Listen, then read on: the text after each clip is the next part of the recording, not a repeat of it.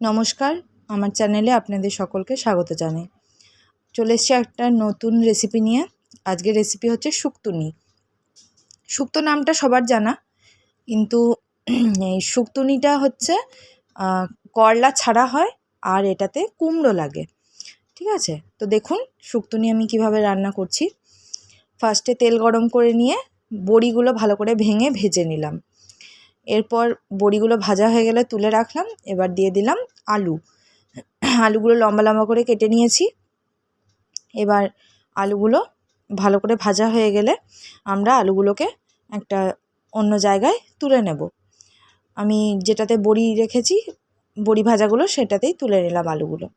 এরপর দিয়ে দেব কাঁচা কলাগুলো লম্বা লম্বা করে কেটে রেখেছি। এবার কাঁচা কলাগুলো ভালো করে ভেজে নেব। সব সবজিগুলো মোটামুটি আলাদা আলাদা করে ভাজার চেষ্টা করেছি।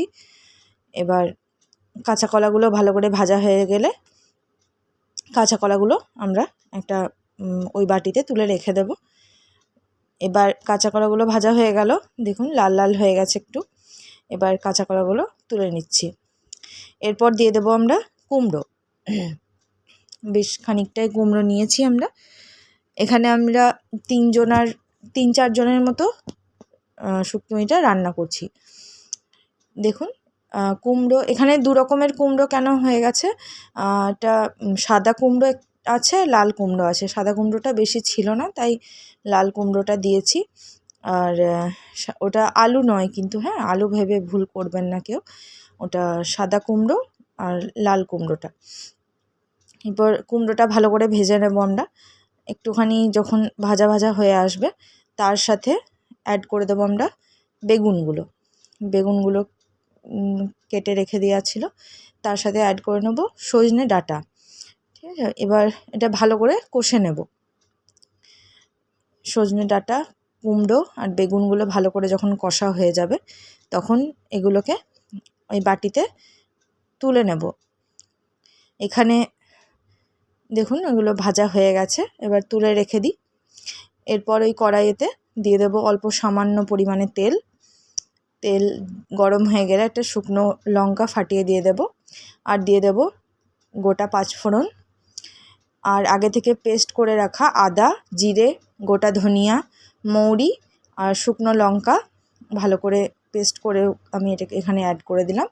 আর অ্যাড করলাম এর সাথে হলুদ গুঁড়ো। একটু জল দিয়ে দিচ্ছি ভালো করে, তাহলে মশলাটা মিক্স হয়ে যাবে। মশলাটা থেকে যখন তেল ছাড়তে আরম্ভ করে দেবে তখন এই ভেজে রাখা সব সবজিগুলো ঢেলে দেব। এবার সব সবজিগুলোর সাথে মশলাটা ভালো করে মাখিয়ে নেব। দেখুন পুরো সবজিগুলোর সাথে মশলাটা ভালো করে গায়ে লেগে গেছে মশলাগুলো। এরপর দিয়ে দেব আমরা এখানে গরম জল। আপনারা ঠান্ডা জলও অ্যাড করতে পারেন, আমি এখানে গরম জল অ্যাড করেছি। এরপর যতটা পরিমাণ জল লাগবে দিয়ে দিলাম। একটু জলটা কম দেওয়ার চেষ্টা করবেন, কারণ সব সবজিগুলো তো মোটামুটি ছোটো করে কাটা আছে, এগুলো সেদ্ধ হতে বেশিক্ষণ সময় লাগবে না। প্লাস আগে থেকে ধরুন কষা আছে এটা।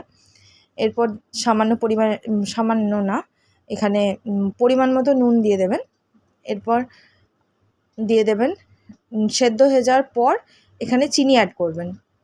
চিনিটা আগে থেকে অ্যাড করবেন না, সবজিগুলো সব সেদ্ধ হয়ে যাবে তারপর চিনিটা অ্যাড করবেন, নাহলে সবজিগুলো সেদ্ধ হতে টাইম নেবে। চিনিটা ভালো করে মিশিয়ে দেওয়ার পর এখানে দিয়ে দেবো আমরা ভাজা মশলাটা আপনারা নামানোর পরেও দিতে পারেন, আমি এখানে নামানোর আগেই দিয়ে দিলাম। এবার দেখুন ভালো করে মিক্স করে নিচ্ছি। এরপর শেষে দিয়ে দেব 2 কাঁচা লঙ্কা চিড়ে দিয়ে দেব, যাতে ফ্লেভারটা ভালো আসে। ওই কাঁচা লঙ্কাটা শেষে দিলে একটা কাঁচা লঙ্কার একটা আলাদা ফ্লেভার আসে, ওটা খুব ভালো লাগে। এবার জলটা কমে এলে আমরা এটা নামিয়ে নেব।